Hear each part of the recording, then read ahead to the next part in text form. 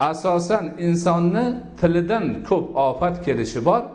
Shuni islomda hammasini yomonligini bayon qilinadi va ulardan chetlanish yo'llari o'rgatiladi. Tilni balosidan, ofatidan saqlanish uchun eng katta himoya uslubi inson o'z qadrini bilib jim turishidir. Gapirida xatoga yo'l qo'yish ehtimoli ko'p. Keraksiz gap gunoh bo'lishi ayin. Demak, u ilojini boricha jim tursa, faqat o'ziga kerakli gaplarni gapirsa, savobli gaplarni gapirsa, ana shu odam najot topadi. Payg'ambarimiz alayhisolatu vassalom marhamat qilib aytganlar: "Man domina liya ma bayna rijlayhi va fakkayhi damintu lahul jannah." Kimki deydilar Payg'ambar alayhisolatu vassalom, menga ikki oyog'ini orasidagi va ikki jag'ini orasidagi narsani kafolatini bersa, yaxshilashni, men unga jannatni kafolatini beraman degan. Ikki jag'ini orasidagi narsa degani tili degani. Tilini tiysa, yomon gap gapirmasa, iymon, e'tiqod, savob, faqat yaxshi gaplarni gapirishni menga kafolatini bersa, men unga jannatni kafolatini beraman deydilar Payg'ambar alayhisolatu vassalom. Payg'ambarimiz alayhisolatu vassalomdan Jabir ibn Abdullah radhiyallohu anhu rivoyat qiladilar. Payg'ambarimiz bilan safarga chiqdim deydilar u kishi.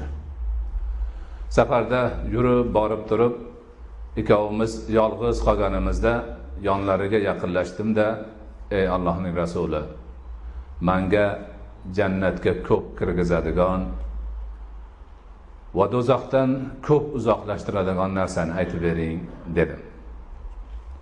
Shunda Rasul akram alayhisolatu vassalom: Allohga ibodat qilasan, u zotga shirk keltirmaysan, namozingni vaqtida o'qiysan, zakotingni berasan, ro'zangni tutasan, haj va farz bo'lganda ado qilasan dedilar.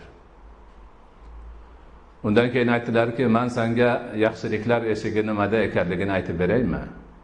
Ha, aytib bering. U kishi aytdilarki, hop, ro'za ko'p narsalardan saqlovchidir, yana boshqa narsalarni aytdilar. Undan keyin men hamma ishlarni umurtqa pog'onasi nimada ekanligini, o'rkachi avvali nimada ekanligini aytib beraymi deb yana ko'p narsalarni aytib berdilar. Islomda asos bo'lgan narsalarni aytib turib, oxirida aytdilarki, men senga mana shularni hammasini moliki bo'lgan ustida turgan narsani aytib beraymi dedilar. Aytib bering dedilar. Payg'ambar alayhisolatu vasallam tillarini ko'rsatib, mana uni tiygin dedilar. Ya'ni o'tganlarni hammasini ustida turadigan narsa deb turib, mana buni tiygin dedilar. Shunda Jabir ibn Abdullah radhiyallohu anhu: ey Allohning rasuli, tilimizdan chiqqan narsaga hali bizning hisob kitobimiz bo'ladimi? Gapirayotgan narsamizning hisob kitobi bo'ladimi? Dedi: onang seni ko'kingni kiysin. Tushunmagan, bilib qo'ygan, odamlarni jahannamga yuztuban qulatadigan, tumshug'i bilan quvlatadigan narsa tilidir dedilar. Ana til ofati qandoq buyuk ekanligini biz bilishimiz kerak. Shuning uchun bizning xalqimizda har nima kelsa boshingga tilingdan bil degan maqol bor. Hamma narsa tildan keladi. Shuning uchun tilni nihoyatda ehtiyot qilish kerak.